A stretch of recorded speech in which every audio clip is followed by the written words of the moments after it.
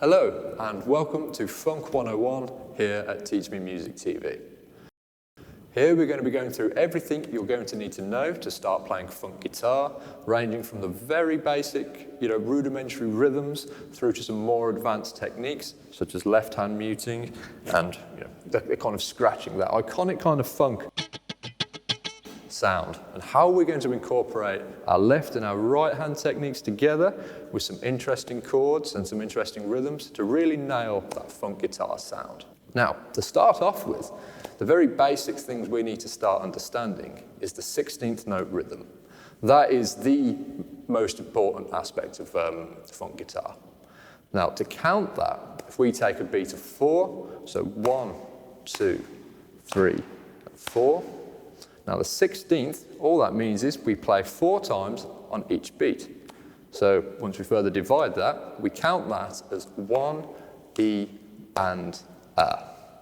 So if you repeat that over each beat, you obviously get 16 notes. So through the whole bar, we get 1, E, and A, 2, E, and A, 3, E, and A, 4, E, and A. Now I deliberately did that quite slow, just so you can get the idea of how to kind of count that out. And of course, at these slower speeds, it might not sound exactly like the funk guitar you would expect. But once we start to incorporate all the techniques we're going to go through and we build up over the exercises, you'll start to really capture what that funk guitar is all about. But it is important to start at the slower speeds just so you can get used to the things we need to be going through. Now, the second most important thing I would say about after understanding the 16th note is how to play that consistently on the guitar. Now, I'm a right-handed player, so if I refer to my right hand, this is what I mean. So my right hand or my strumming hand. So if you're a left-handed player, I do apologise. It's just force of habit at this point. What we need to achieve here, in order to really capture that 16th note feel, is the consistent right-hand technique. And that is going to be the 1, E, and A. And by that, we kind of play like alternate picking, where it's a down, up, down, up. But we want to keep that motion consistently going through over every track we play or over every rhythm you're going to start working on. So again, over a beat of 4, we want that consistent movement, and that will look a bit like this. So we get 1, E, and A, 2, E, and A, 3, E, and A, 4, E, and A. Now what I was doing there, just to kind of get that muted sound, I was just resting my fretting hand on these strings just to kind of mute those notes, because otherwise it just sounds a bit noisy and a bit messy and you'll drive the neighbours mad. So you can do that across all 6 strings, 1, E, and A, or if that's a bit tricky at the moment, just mute one note, 1, E, and A, 2, E, and A. But what we're really looking for there is the consistency with that strumming hand. So for every 1 and, it should be a downstroke, and for every E and R, it should be an upstroke. So 1, E, and A. Now this will be really important when we start moving into the exercises and the rhythms we're going to be playing, because this will really help you be able to count it out and know exactly where you are in the bar before we obviously start playing some more interesting things. We've now covered the principles of the right hand. Now this is where the left hand or the fretting hand gets quite a bit of a workout. Now you don't normally do a lot of this stuff in your more kind of like pop and rock styles. What we need to try and achieve is just a lightly fretted sort of left hand sound. Now we'll do more on this a bit later, but what we want, just to get that kind of like funky sound, we just need to kind of mute the strings a little bit with that left. So if this is something you're already aware of, we do this by just lightly pressing down and then lightly releasing. Now, as I said, we'll be covering this a bit further on once we've been through a few things, but the left and the right hands kind of work in unison, and you get a lot of really interesting things happening in funk guitar. That is quite unique to the genre, but is also very applicable in lots of other styles.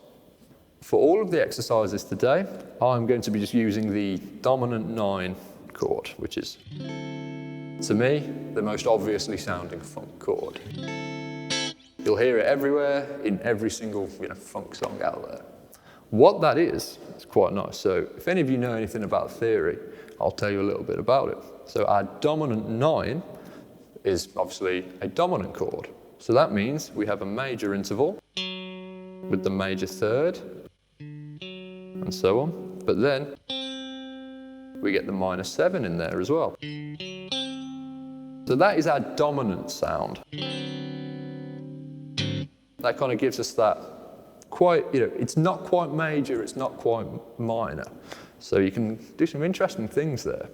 But for the 9, what that means is we have to take a higher note from the scale, which in this case is this note here. So I'm playing a D dominant 9. So our 9 interval is this E note here. So some of you might already know that the E is just the second of D. But we're in the higher octave, so it gives it just that little extra little note on top. And you'll hear that everywhere in funk guitar.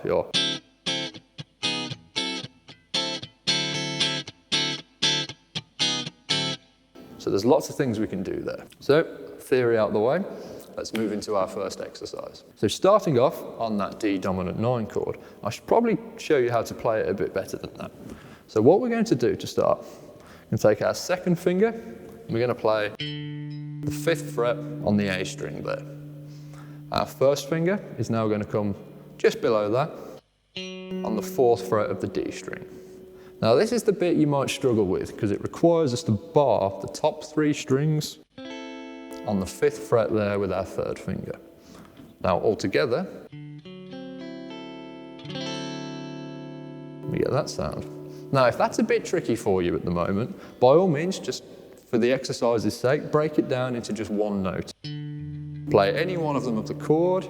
I would recommend maybe just starting with the root, or if that's a bit too simple, maybe just play the top half like that and just get used to using your 3rd finger there to bar those strings. That will capture the essence of the sound of the chord anyway, so when you play along with us, it won't sound wrong. So exercise 1 here, or 1.1, will be just a simple 16th note pattern.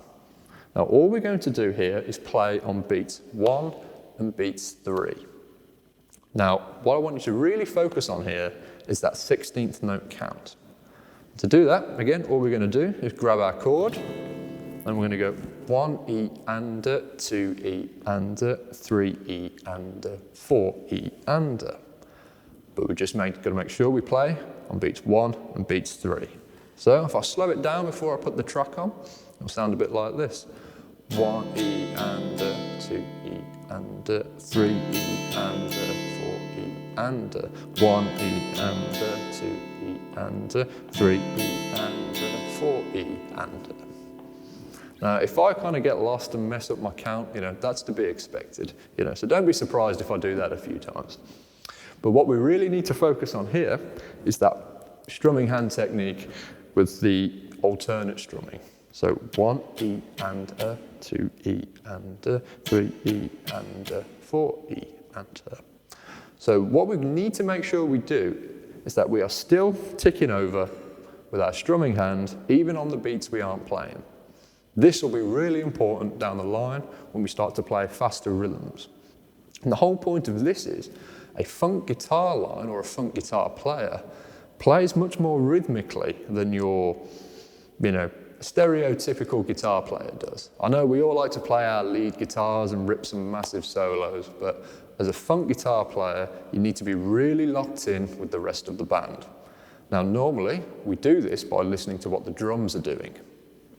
Now, typically, a drum beat, your bass drum, so your low-end thump, will be on beats 1 and beats 3. And then your snare hits will be on beats 2 and beats 4. So this gives us an idea of what to listen out for when we're playing to a drum track. Now, the one I'm using today is a little bit more varied. He's got a couple of drum fills and just a bit more of an interesting snare pattern. That's purely because when I'm practicing, I like to play to a drum beat a little bit more than just a click. I find it a bit more interesting and it just makes it a bit more fun. So the thing we need to do now is make sure we've got our right hand or our strumming hand technique down. But more importantly, and I probably should have mentioned this beforehand, but what we're really going to need now to get moving forward is the use of our metronome or our drum track. Now, because funk guitar is so rhythmic, we really need to understand how, as a guitar player, we can get locked in and start grooving. Now, you might hear terms like, staying in the pocket. We musicians like to throw all these silly terms around, but it just basically means, can you play in time? Now, if you're unsure of how to use a metronome, please go and check out our video, How to Use a Metronome, in our guitar introduction series that you can find on our other sites. This will just give you the fundamentals and show you where you can get one if you're not sure, how you can start using it in your practice, and really just why it's so important that you do use one in your practice routine. Okay, now, so moving on to our first exercise. We're going to title this one 1.1. And we're just going to introduce some of these things we've been talking about already. So, firstly, we just need to keep that strumming hand ticking over consistently. And we need to get that 1 E and a, 2 E and a count going on in our heads. Now, on this exercise, we just simply play on beats 1 and beats 3 of the bar. So, that will sound a bit like this. 1 E and a, 2 E and a, 3 E and a, 4 E and a, 1 E and a, 2 E and a, 3 E and a, 4 E and a. Now, I've deliberately left that chord ringing out because what I want you to focus on for the meantime is just the 16th note count and that consistent strumming technique. Don't worry about the left hand muting yet or any of that kind of funk, scratching of the strings. We just want that rhythm to ring out nice and clearly and so you can get locked in. So what I'm going to do now is I'm going to play my drum beat I've just got on the side here. So it's just a drum loop I've set up on my laptop and we're going to be at about 70 BPM. Now, a lot of funk songs will be a bit quicker than this, but for what we're doing today, just start off reasonably slow at a speed that you feel comfortable with, and as you start to progress, feel free to start speeding it up. So now, when I play the track, some things we need to look out for. We've really got to make sure that we're locked in and we know exactly where we are in the bar and at what 16th we're playing. So as we're playing this now, so just take a little bit of time to listen to it and then get your count. 3 E and a 4 E and a 1 E and a 2 E and a 3 E and a 4 E and a. Now what can help with this is just tapping your foot or physically moving with it. Now it's one of these little tricks where it can just help you quite literally get locked in with that drum beat. Now when you see like musicians tapping the foot or bopping their head, normally they're just counting. That's all that's there for. Plus sometimes it looks cool, sometimes it looks a bit silly. But some people, they like to do 2 feet, some people like to bounce their head. Now, whatever works for you, just to get locked in with this beat, just sit there just for 10, 20 seconds, just getting the countdown. 2 E and a 3 E and a 4 E and a 1 E and a 2 E and 3 E and a 4 E and a. Okay, so now we're going to bring in our first exercise. So remember, we're playing beats 1 and we're playing beats 3. Just let the chord ring out in between and just really get a feel for that strumming technique. And a 2 E and a 3 E and a 4 E and a.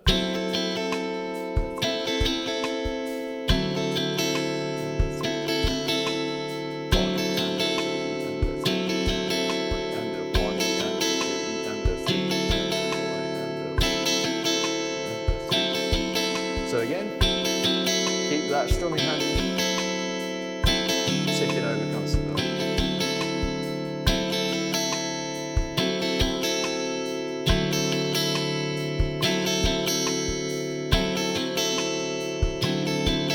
And 1 E and a 2 E and a 3 E and a 4 E and a.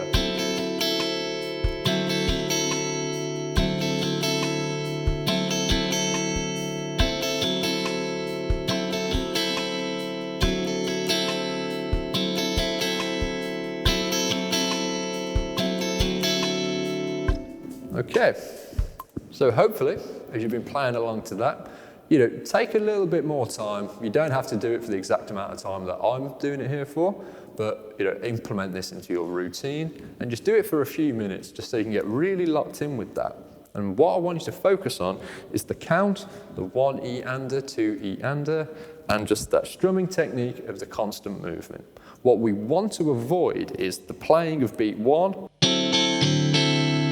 and then stopping. We want to keep that hand moving constantly. That is our tempo, that is our engine almost. And this is what's going to drive the song.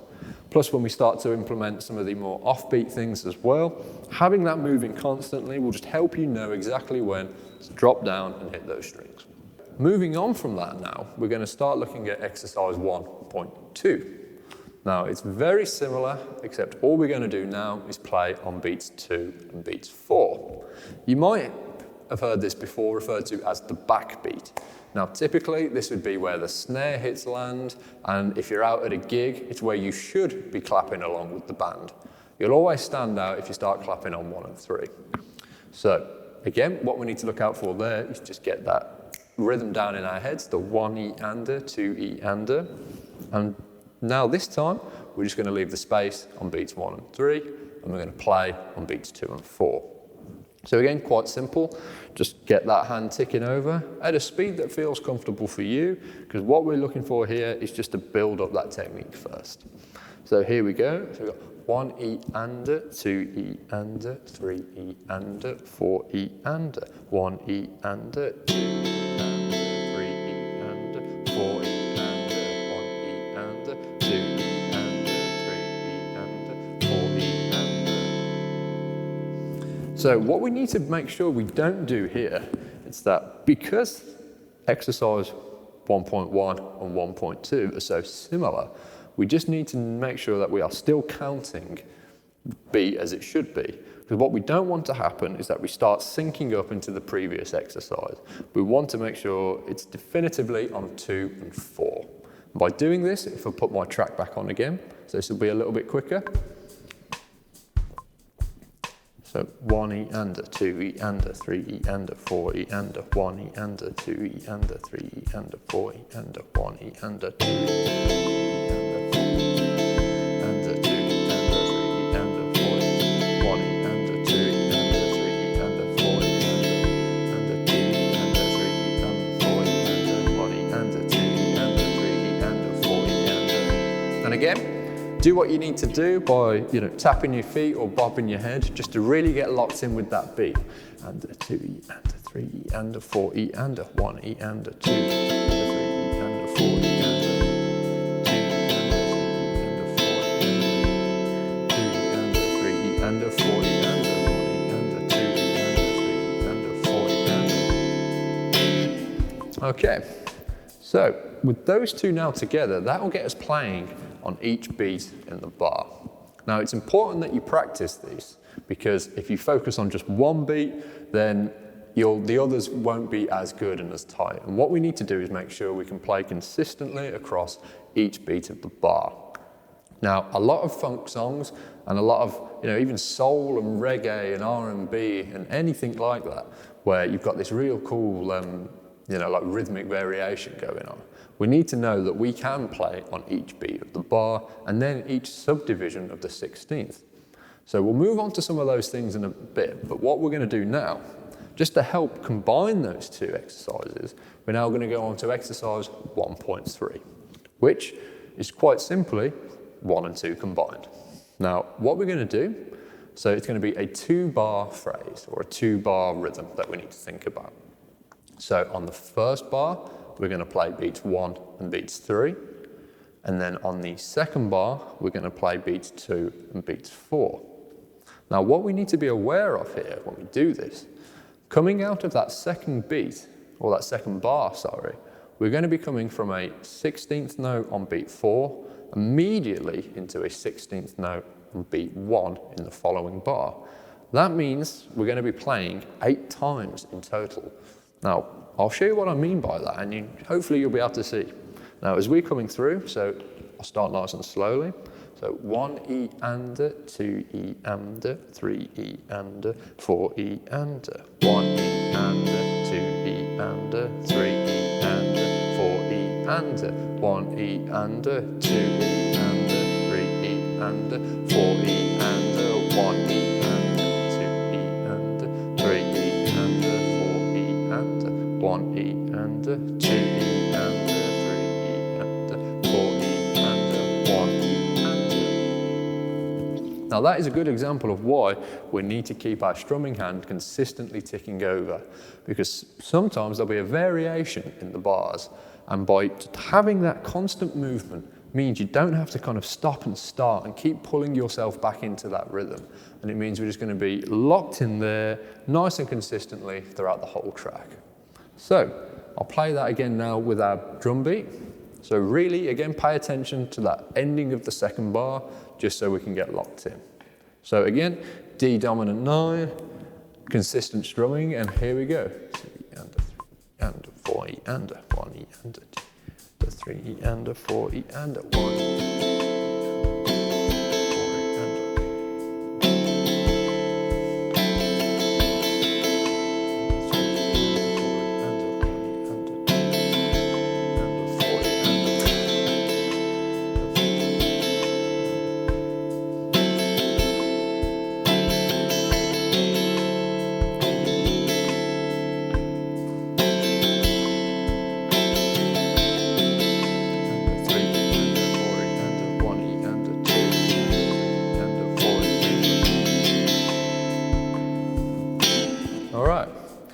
So hopefully you can get the gist of that one now. So again, 2-bar rhythms with beats 1 and beats 3 in the first bar, and then the second bar, beats 2 and 4.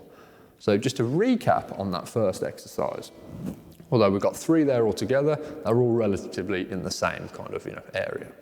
So big focus on the strumming technique involved, that constant alternate up and down as we're playing. That is fundamentally what we're trying to get going here, and that'll be the most important thing moving forward. As well, that consistent 16th note count. Now, again, at faster speeds, trying to get that in whilst playing can be quite tricky. Now, I'm counting out loud so you can hear me as I'm playing. I wouldn't normally do that in my own routine, to kind of count in my head, but it can physically help, because if you're playing in a band or you're singing and playing at the same time, it's good to be able to do multiple things at once. Like those old school exercises of rubbing your belly and patting your head. It's all about coordination. So take all the time you need just to get locked in with that. If it helps, go slower than what I'm playing along to, but just so you can build up everything you need just to get going with this. All right, so good luck with our first exercise. So guys, that's it for our exercise 1, and now we're going to be moving into exercise 2. Here, we're going to start developing these rhythms that we've been working on, and we're going to start playing things that are a little bit more complex, so it's going to require some real focus on these 16th note rhythms. Now, our first one here, so exercise 2.1, what we're going to do, we will play on every beat in the bar. However, we're going to break it down, and we're only going to play on the 1 and the E. So that's the first 2 notes of our 16th. What this does, it allows us to start incorporating the kind of right-hand technique where we are constantly moving still, but we need to kind of pull away from the strings on the bits of the subdivision we're not playing. So, for example, I'll do it nice and slow for you. So we got our 1 E and so we'll do it at that sort of speed, but we're only playing on beats 1 and the E. So that will be 1 E and 2 E and 3 E and 4 E and 1 E and 2 E and 3 E and 4 E and. Now what this does, it allows us to pick out different parts of these 16th notes, because not every funk part will be a consistent da-da-da all the way through. We need to be able to pick and choose those beats out of that 16th. And by doing that, we're just focusing on the strumming hand for the time being, so we just need to get used to the 1 E So as you can see, I'm being quite dramatic, just so you can really see how far I'm moving away. So normally, when we're nice and close, just move your hand away from the strings. Now, we're going to start incorporating some of the other techniques involved a little bit later on. So when we start to do the scratches. But just for the meantime, let's just get the notes ringing nice and clear. And remember, move your hand away, but still keep it ticking over. That's what we really need to focus on. All right then. So exercise 2.1 with our drum beat. So it's the same beat as before, same tempo. 2 E under, 3 E under, 4 E under. So again, just get locked in with that. Take the time you need to, just to get that count down. Under 4. So 1 E under, 2 E under, 3 E under, 4 E under. 4 E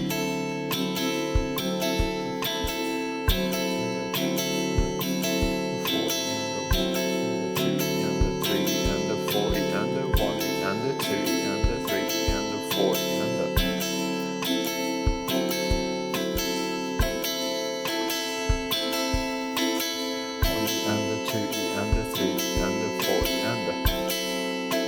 So again, really try and get locked in with that.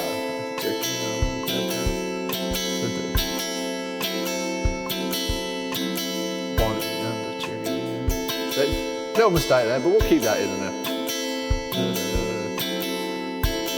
So if you do make a mistake like that, it's good just to keep playing through it. Because if you're playing in a band or you're playing live, you can't restart the song if you make a little mistake.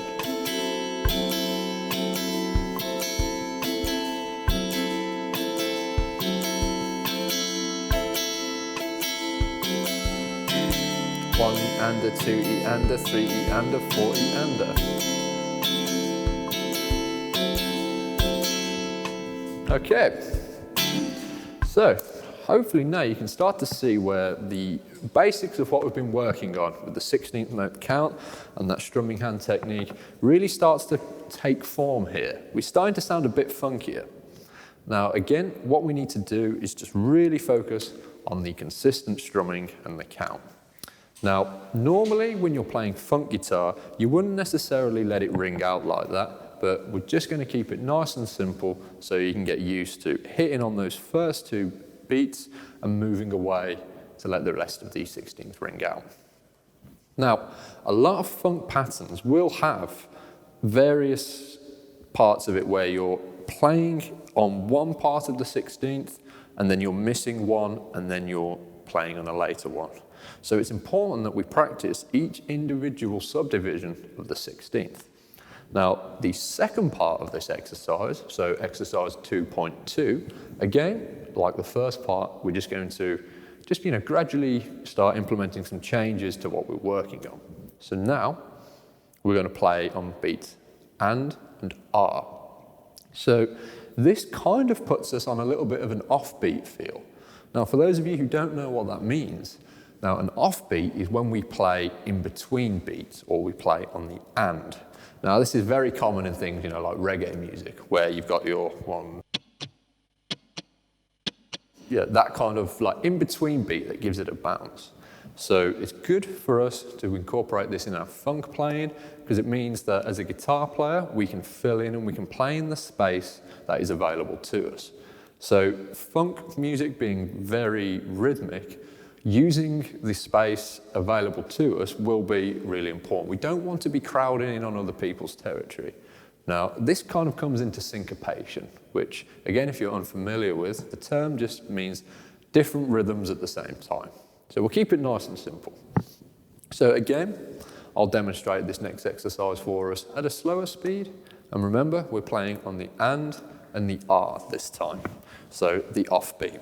So 1 E and 2 E and 3 E and 4 E and 1 E and 2 E and 3 E and 4 E and 1 E and 2 E and 3 E and 4 E and.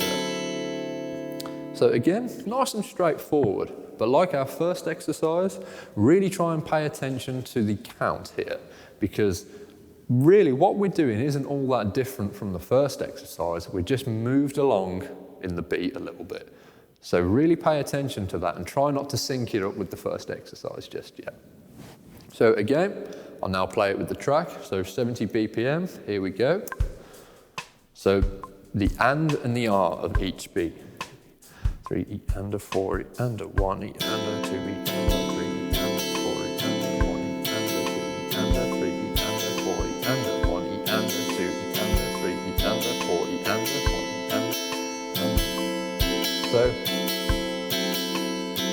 you'll start to feel that offbeat a little bit more on this one.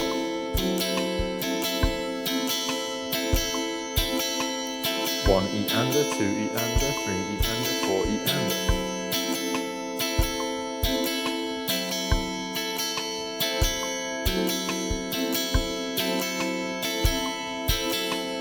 One E and a, 2 E and a, 3 E and a, 4 E and a.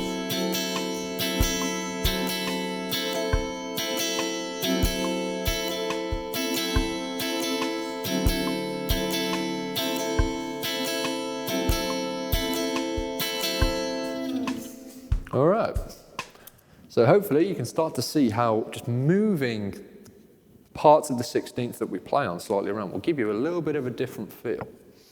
Now, what we're going to do now, so moving on to our exercise 2.3, like we did in the first one again, we're going to combine the two together. Now, what we need to really pay attention to here is just that, again, the constant ticking over of that strumming hand. That's going to be really helpful here. Because if you start stopping when you're not playing, you're kind of have to kind of like jerk yourself back into that, motion of carrying on. Now, what we'll end up with here, so in our first bar, we're going to play on the beat 1 and the E. The second bar, we're going to play on the and the R of each beat. But what we need to look out for again, at the end of that second bar, it means we're going to play our and our R, but then come immediately back in with our 1 and our E in our next bar. So that means we've got to keep that hand ticking over. So you're going to get a bit fed up of me saying that by the end of this session, but hopefully it'll start to really sink in. So at a slower speed, so 1 E and 2 E and 3 E and 4 E and 1 E and 2 E and 3 E and 4 E and 1 E and 2 E and 3 E and 4 E and 1 E and 2 E and 3 E and 4 E and 1 E and 2 E and 3 E and 4. Well, I came in on the 4 there, but you get the gist of it. So what we really need to do there is just get locked in with the beat. So again, here we go, 70 BPM. So you get that 1 E and a 2 E and a 3 E and a 4 E and a 3 and a 4 E, the 1 E and a 2 E.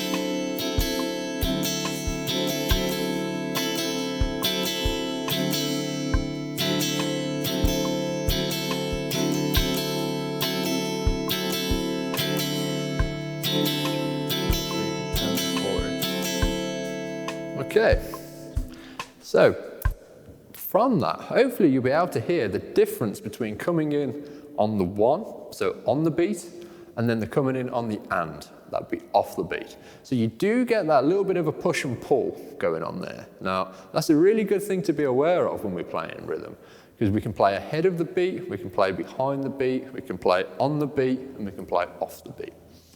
So all of these terms might be a bit confusing to you at the minute, but we'll just stick with on beat and off beat. That just means you kind of get that little bit of a bounce in there where you get your drum beat and then the guitar comes in. So the da-da, the da-da. So that just gets a cool little effect for us. And it's good to be aware of this because lots of different songs will have parts in them where you are playing on the beat and then off. And because funk guitar is all about rhythm, it's really important that you understand those two concepts, and more importantly, that you can hear them. Because as a guitar player or as a musician, using your ears is going to be the most important thing you can do. So being able to hear when it's on the beat and when it's off the beat will be a really good skill for you to develop. So when you're jamming with other people, you can hear what's going on. If the bass is coming in nice and strong and you think, well, there's a little bit of gap there for me on the offbeat, you can get your 1 E and a. So it just gives it that little bit of a bounce. So it does sound pretty cool. So hopefully when you're doing that one, you're jamming along, you can start to hear the difference, and more importantly, start to feel it. So that again is a bit of a kind of like vague term we musicians like to throw around. Can you feel it? But it will start to make sense when you can play the two together, and you can feel the difference as you change between playing on the beat and off the beat. So now we're going to be moving on to our third exercise of this series. And again, just going to be following on from everything we've done so far and just adding a little bit more to it. So should be fairly comfortable now with the strumming technique, with the consistent moving. And now for our 3.1, so exercise 3.1, we're going to play on the first beat, and then on the and of beat 2, then on the third beat, and then the and of beat 4. So what we are doing here is we're keeping like a steady kind of pulse through the rhythm, but we are moving along every other beat. So by doing this again, it just helps reinforce that 16th note count, and it should just help you kind of play in between the on and the off beats that we discussed in the last exercise. Now, whereas in the second exercise, we were changing from the on beat and the off beat over 2 bars, this time we're going to be doing it over 2 beats. So it's almost like a double time, but you've just got to be really aware that we are moving the beat along every time we come round to the next beat. So again, we've got our 16th, 1 E and a. So again, I'll play it nice and slow on the guitar, just so we can hear how it sounds. So, got that dominant 9 chord ready, and here we go. So we've got 1 E and a, 2 E and a, 1 E and a, 2 E and a, 3 E and a, 4 E and a, 1 E and a, 2 E and a, 3 E and a, 4 E and a. So at a slow speed, it probably doesn't sound like we're doing all that much. But trust me, when we start building it up and we start playing at these quicker speeds, that little displacement between the 2 beats can be quite off-putting if you're not really locked in with that groove. So, as we have done on all the other exercises so far, we're going to try that now with our drum beat on. So, again, just get locked in with that. So 1 E and a, 2 E and a, 3 E and a, 4 E and a. So again, we're only playing the first beat and then the and of beat 2, the third beat and the and of the fourth beat. And 1 E and a, 2 E and a, 3 E and a, 4 E and a, 1 E and a, 2 E and a, 3 E and a, 4 E and a, 1 and a, 2 E and a, 3 E and a, 4 E and a, 1 and a, 2 E and a, 3 E and a, 4 E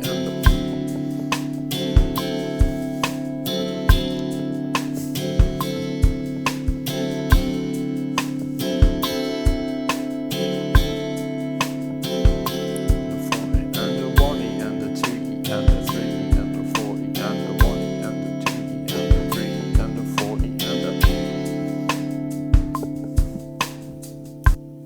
Okay, so you may have noticed there was a little bit in that, once we kind of got into the flow of it, where we've got that.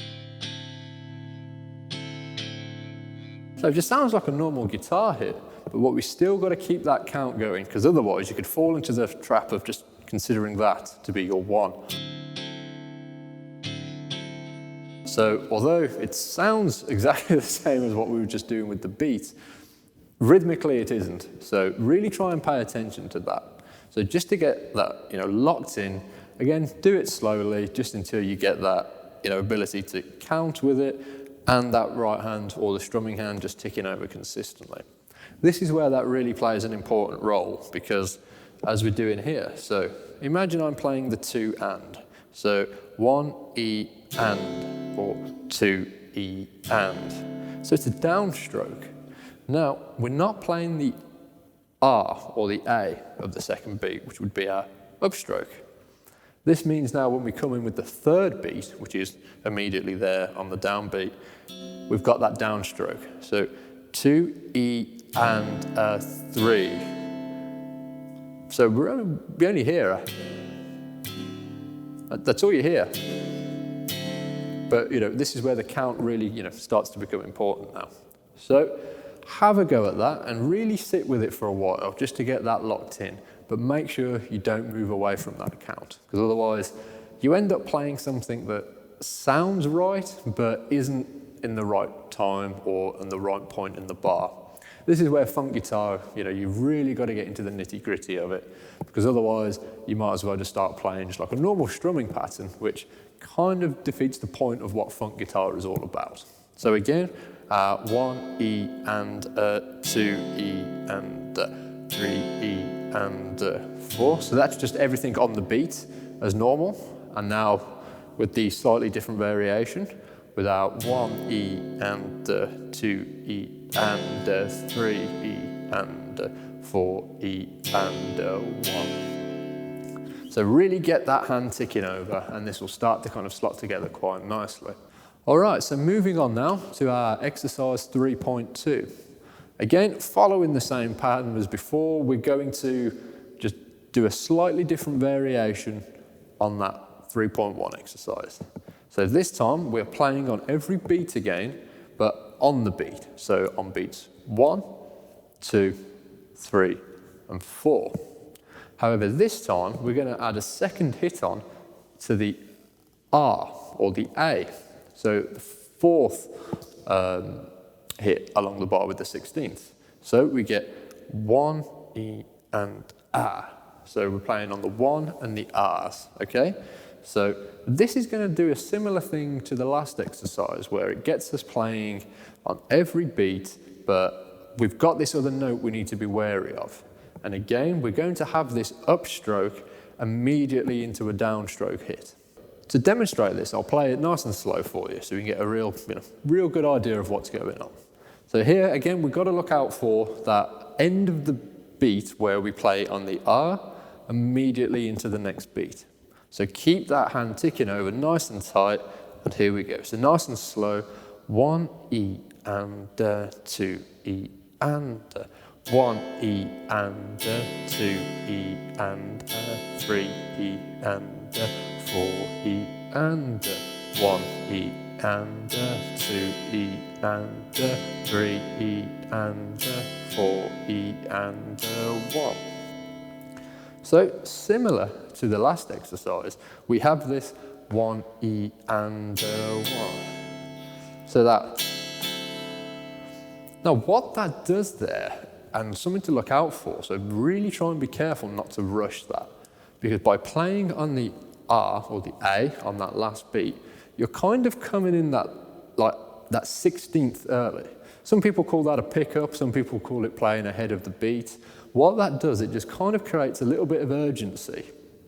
And when you really get this locked in with drums, it can make it feel like the guitar is leading the song or you're pulling it along with you. So this is why the timing is very important, because if you were to start doing that, but coming a little bit early or not quite in time with the beat, you'll start speeding up. So we want to keep it nice and consistent.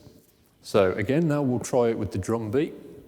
Just really pay attention to that click and that count. So we don't want to start losing the beat. So again, 70 BPM on the 1 and the R of each beat. And 3 and a 4 E and a 1 E and a 2 E and a 3 E and a 4 E and a.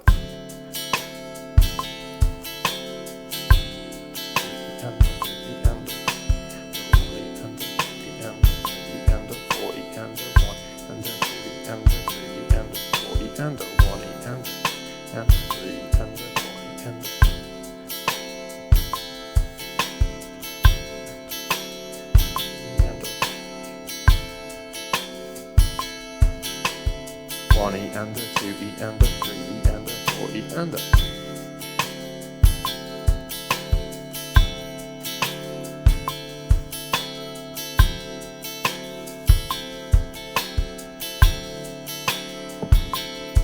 So I'm going to play a little bit longer on this one, just so you can spend some time getting really locked in.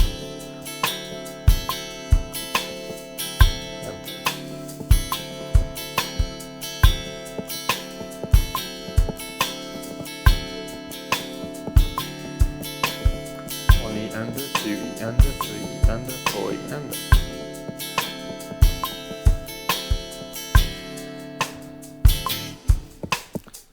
So that one I always think is quite cool because you get that beat before the 1. Now when you're not anticipating that, or if you're counting just a 1, 2, 3, 4, da da, you kind of get that little one before, and it just gives you that little bit of an intro, and it can just help bring a little bit of, as you're saying, like pulse to the song, as well as kind of like a sense of urgency. So it feels like it's coming in early. But because you're coming in on the 16th before the start of the next beat, you just get that nice kind of like bounce back into it. Almost like, a ping pong sort of thing, So it's a good one to be aware of, but try not to let that last beat sync up with the 1, because otherwise you end up moving along and playing the next lot of 16ths instead. So really try and focus on that one and just get locked in with that beat again. And just really sit with it for a while, because it will really help your strumming, not just for funk guitar, but lots of other styles as well. Being able to anticipate coming in that little bit earlier, just to add a bit of, urgency to the track. Okay, so now moving on to exercise 3.3. It's similar to what we've been doing so far, but a little bit different. So now what we're going to do is we're going to take our 16th note rhythms from our previous exercises and try and combine them so we get a different rhythm on each beat throughout the bar. But there's still going to be some patterns here. So on beats 1, we're going to play the 1 and the and. On beats 2, we're going to do the E and the R. Now we're going to repeat this pattern again on the 3rd beat and the 4th beat. So again, this gets us playing at different points of the 16th over each beat. And we've really got to focus on getting that consistency with the strumming hand in there. This will make your life a lot easier, because otherwise, if you're constantly trying to think about what point in the 16th you're playing, it makes it easier if you've only got to think, is it a downstroke or an upstroke? That'll help you with your phrasing and the timing with this. So try not to stop, otherwise you're just making it a lot more work for yourself. All right, so nice and slow. We'll start off again. Just checking my notes, make sure I got the right one. So we've got our 1 and our and on beats 1 and 3. So 1 E and 2 E and 1 E and 2 E and 3 E and. So that's our rhythm for beats 1 and 3. Now for beats 2 and 4, we have our E and our R. That'll sound a bit like this. 1 E and 2 E and 1 E and 2 E and 3 E and 4 E and. So to kind of simplify that, on beats 1 and 3, we're playing the downstrokes, and on beats 2 and 4, we're playing the upstrokes. Now this sort of rhythm will be really important as we move into some more complex rhythms. As we're playing a lot of these funk songs, you need to combine both the upstrokes and the downstrokes to get any of that kind of, kind of sound going. That's down and up. So we need to be confidently playing on the downstrokes and the upstrokes. So now again, all together. So beats 1 and 3, your downstrokes, beats 2 and 4 are your upstrokes. So 1 E and 2 E and 2 E and 3 E and 4 E and 1 E and 2 E and 3 E and 4 E and. So this will be a good one, a really good workout for that strumming technique, just to make sure you can get the coordination there to change between each beat. So again, as normal, over to our backing track. So with this, really get focused on that beat. 3 and a 3 and a 4 E and a 3 E and a 4 E and a.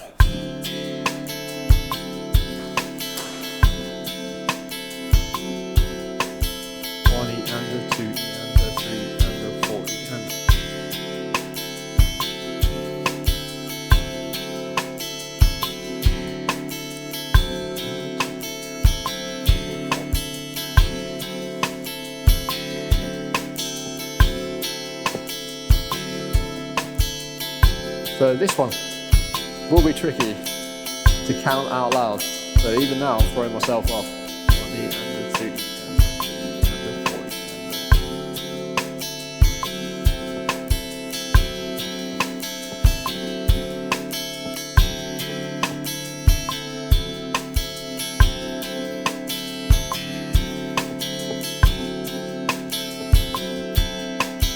1 E and a 2 E, 3 E and a 4 E.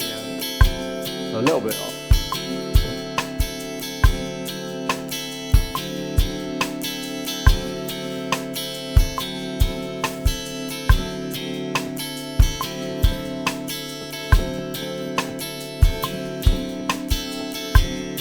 A little bit longer, just to get locked in. And again, if you make any mistakes, just try and keep going and find a part, where you can get locked back in.